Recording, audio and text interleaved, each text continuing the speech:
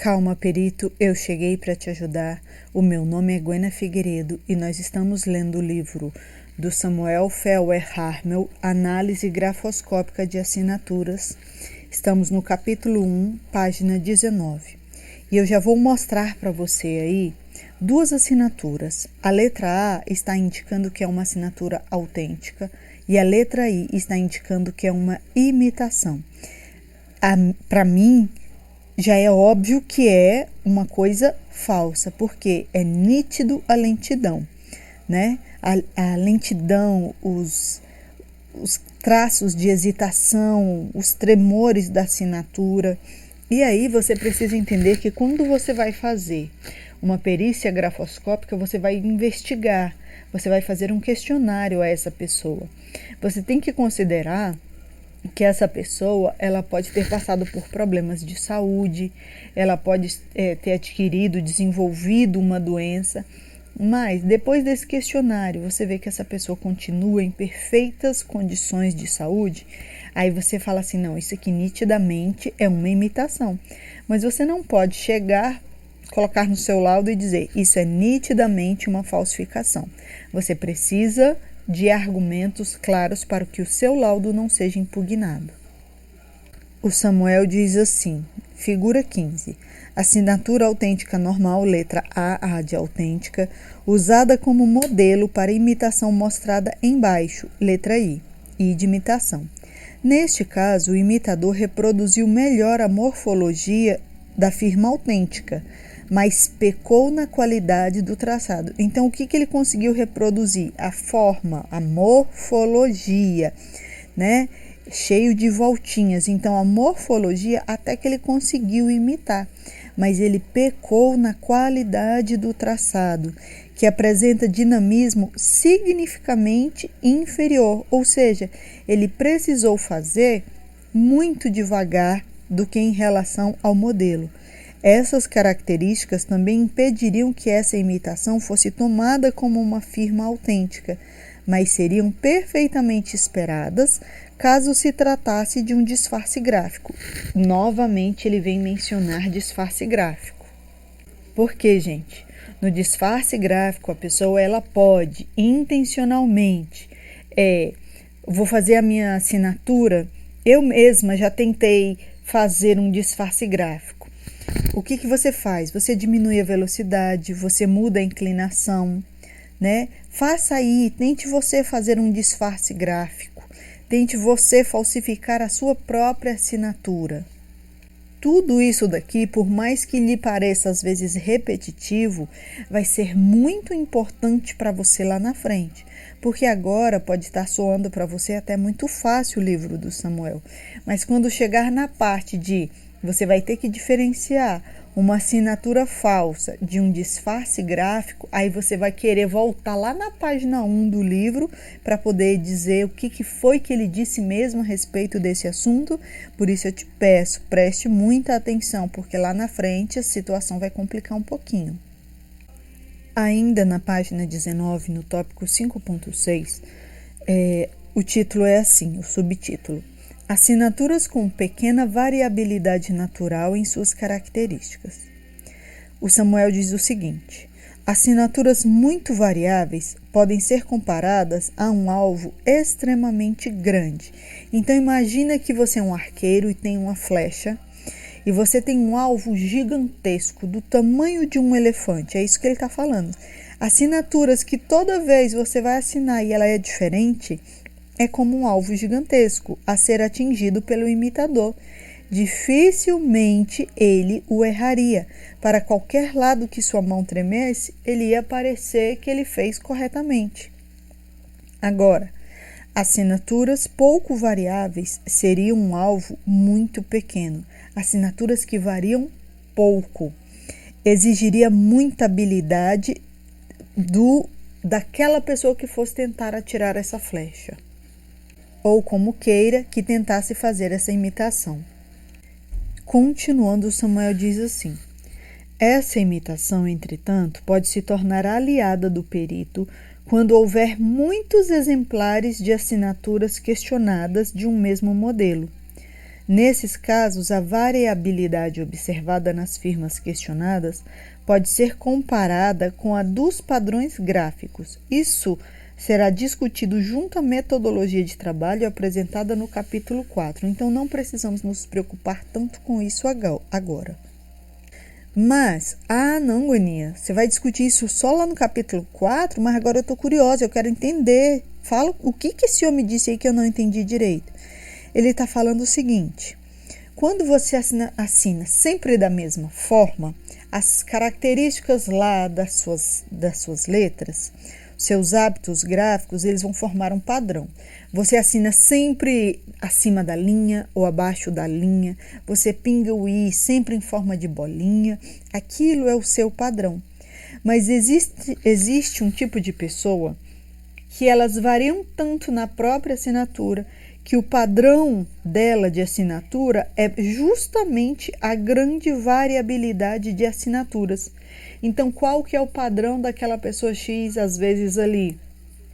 A grande variabilidade de assinaturas. E como que você vai comprovar que ela tem uma grande variabilidade de assinaturas? Quando você vai coletar os padrões gráficos, ali na frente do perito, às vezes na frente do juiz, você vai ver que ela varia extremamente. Ela varia, ela modifica as letras em acima de 50%, ela está sempre modificando as letras dela. A grande variabilidade é então considerada o padrão do comportamento dela. Agora eu gostaria que você prestasse muita atenção, porque a figura 16 tem uma grande quantidade de assinaturas aqui. E eu vou colocar isso na tela do computador para você ter uma noção, mas para você poder estudar com a maior perfeição, você vai precisar realmente ter o livro na mão. Então, na figura 16, fala assim: na primeira coluna, e vai vendo aí que são muitas colunas, 1, 2, 3, 4, 5. Na primeira coluna é mostrada uma assinatura imitada, indicada pela letra I. Então, onde tem a letra I é uma imitação. Então, na primeira coluna tem também 3 firmas autênticas, que são indicadas pelas 3 letras A. Abaixo do item AAA, são 3 As que significam autênticas. E na primeira coluna tem um disfarce gráfico. O que é um disfarce gráfico? O próprio dono da assinatura, ele fez uma modificação, uma alteração da sua própria assinatura, produzida pelo legítimo detentor dessa firma. As 4 colunas mais à esquerda contêm padrões gráficos correspondentes. A assinatura indicada pela seta, ela foi empregada como modelo para a imitação.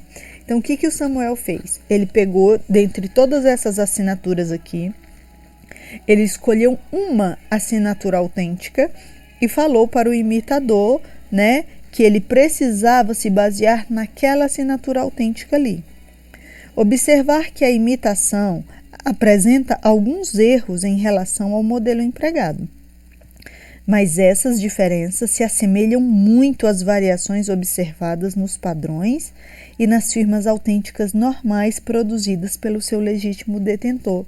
O que ele está falando? O imitador errou, ele pecou em muitas, Ele falou, se baseia nessa daqui, mas ele cometeu muitos erros. Mas como a assinatura da pessoa ela tem uma grande variabilidade, ficou aquela imitação poderia facilmente passar como assinatura autêntica.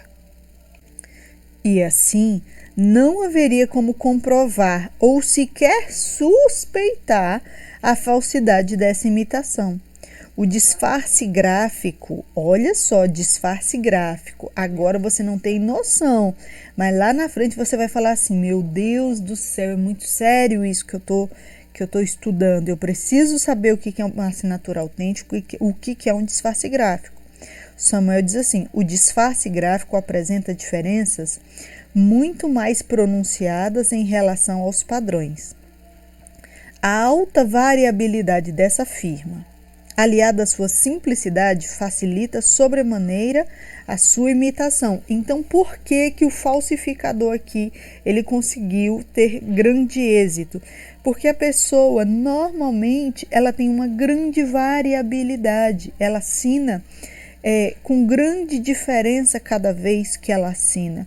Então, a falsificação passou por mais uma das variabilidades do dono da firma.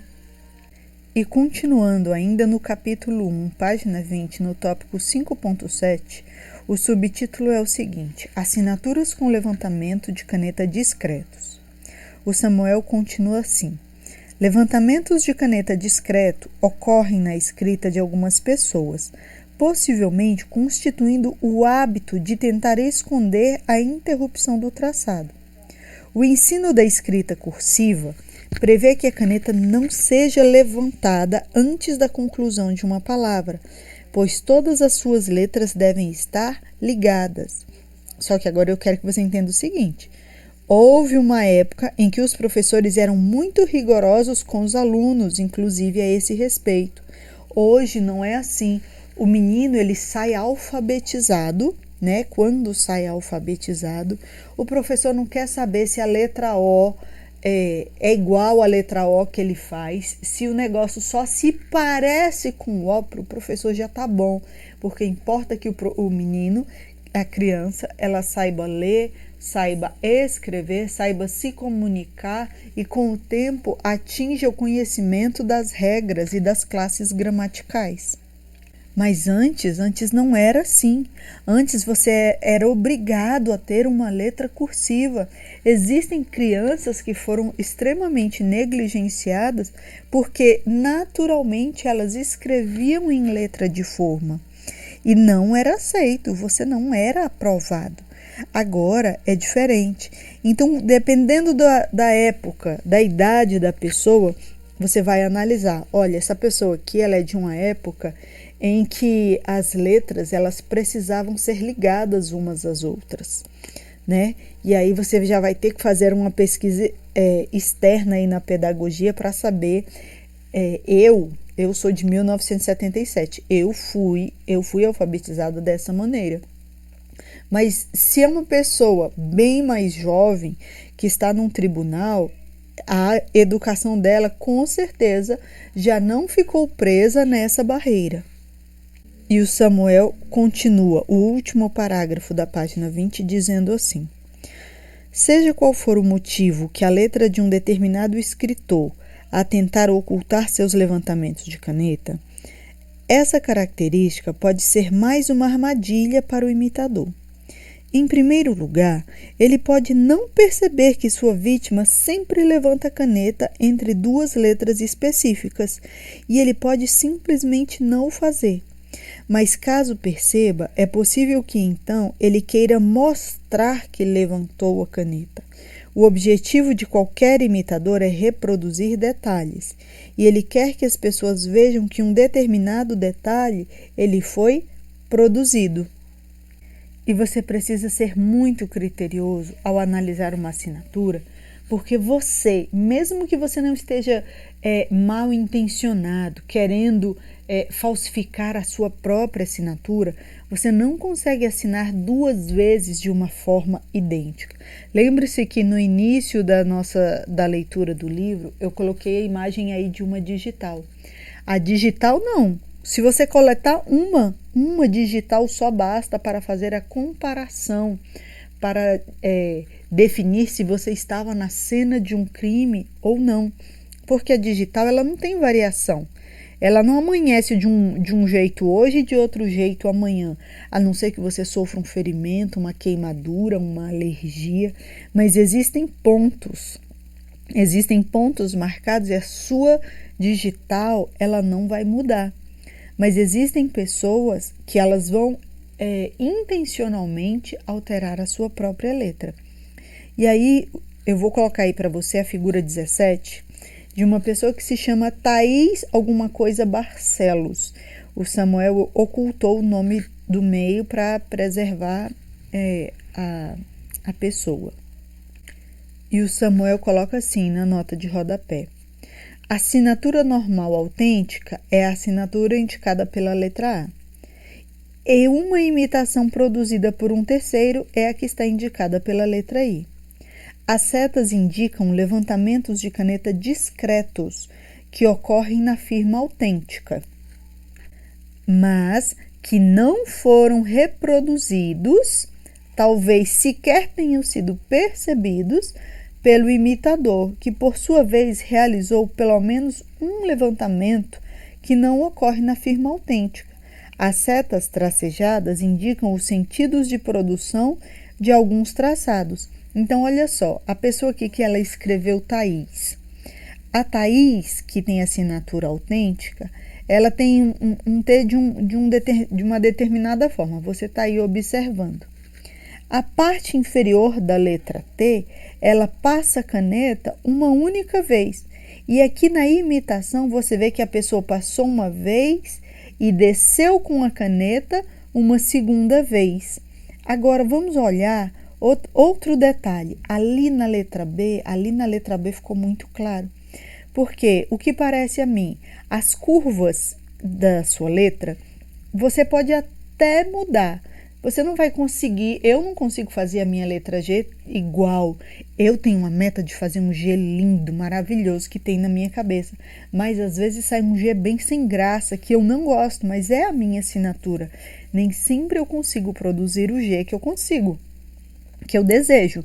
Mas a direção que eu uso, ela é sempre a mesma. Mas olha lá na palavra Barcelos. A pessoa, a Thaís verdadeira, ela produz o B dela, a coluna do B é de baixo para cima. E a pessoa que faz a falsificação, ela faz o inverso. Ela faz de cima para baixo a coluna da letra B. Eu vou deixar aí por algum tempo essa figura e você mesmo faça as suas observações.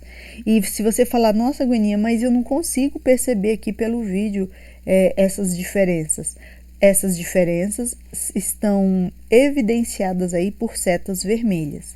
Eu vou deixar um tempo aí e vou para o tópico 5.8 da página 21. Assinaturas com alguns traços produzidos em sentido pouco usual e pouco intuitivo.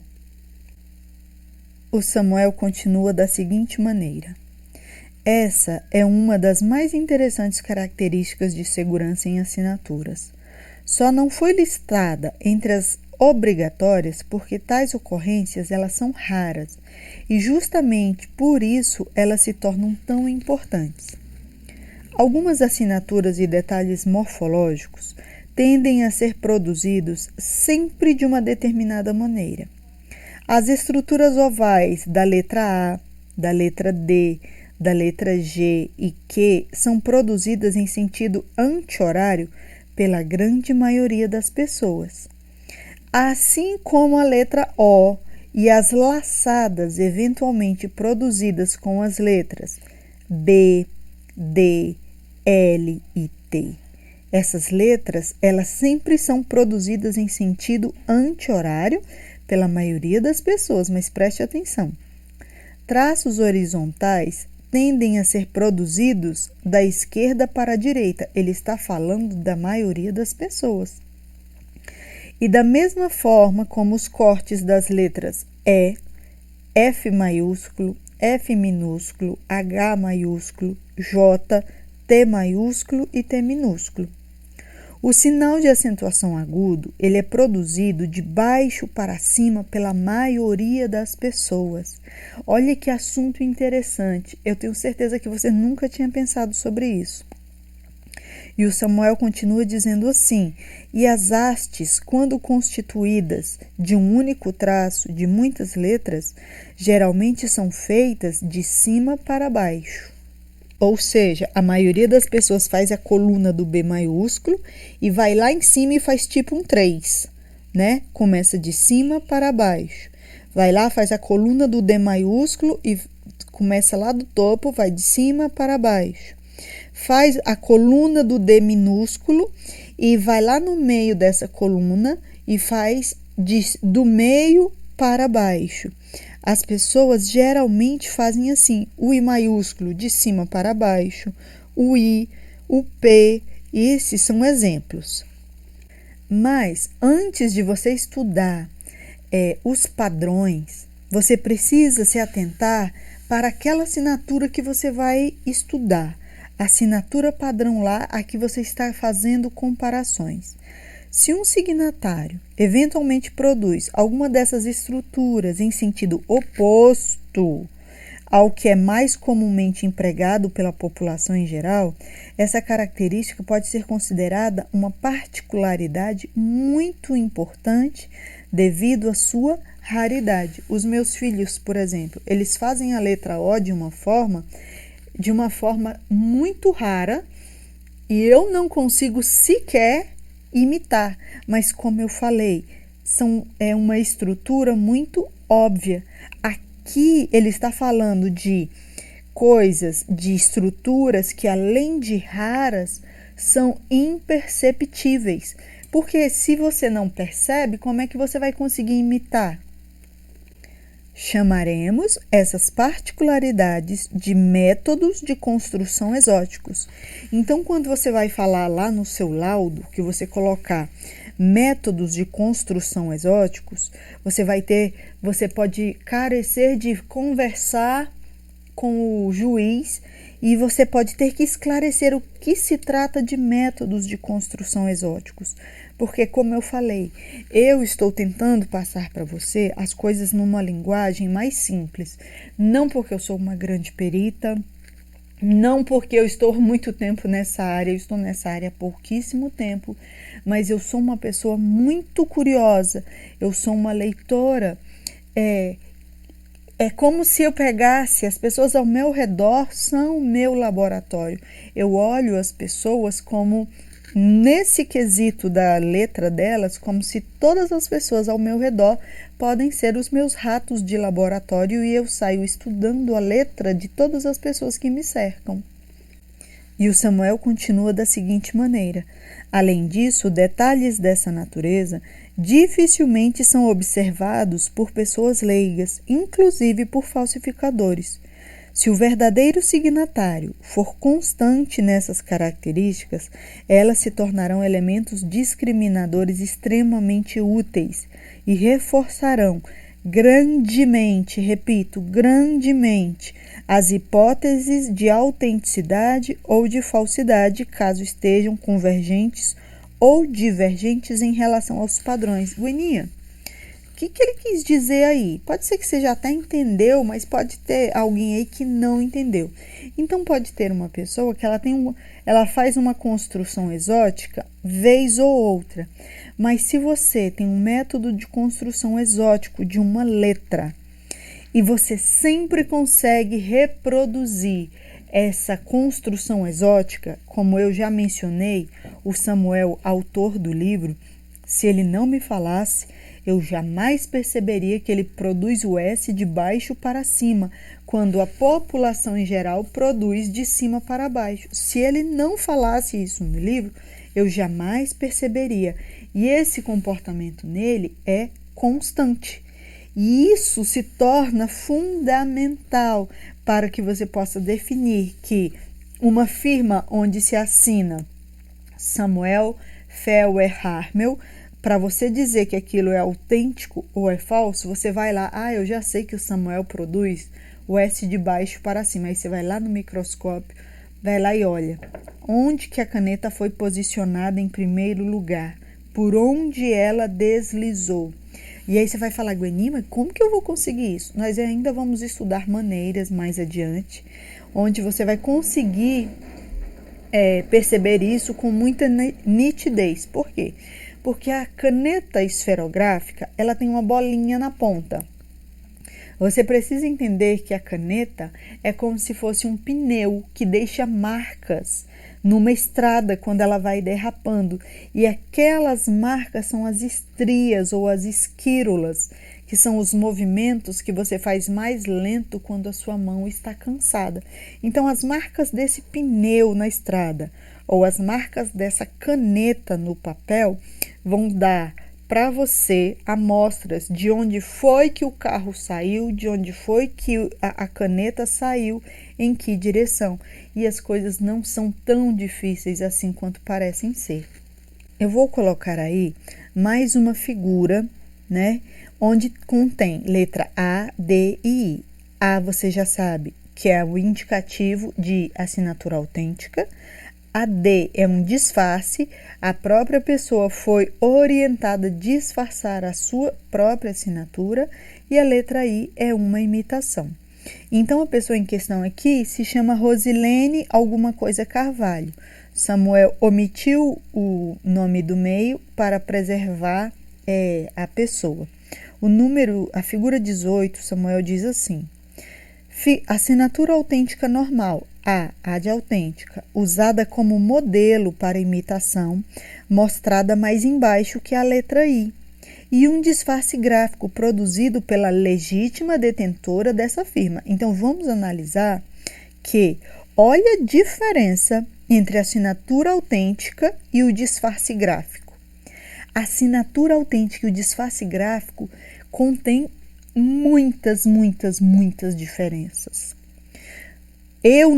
Olhando sim, comparando uma assinatura de 1 para 1, né, seria impossível você dizer que isso aqui é um disfarce gráfico. Você provavelmente, né, eu diria até certamente, mas eu não quero ser arrogante, eu vou dizer muito provavelmente, você diria que isso é uma falsificação.